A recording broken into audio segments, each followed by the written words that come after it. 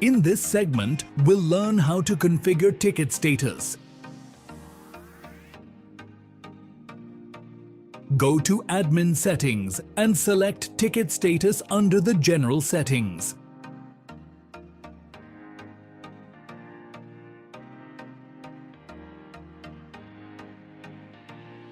You can filter tickets based on the assigned status.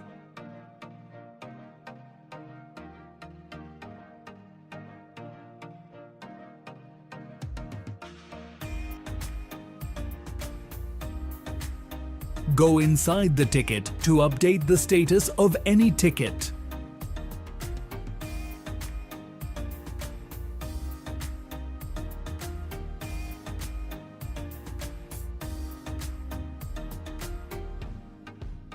New statuses can be created from the admin screen.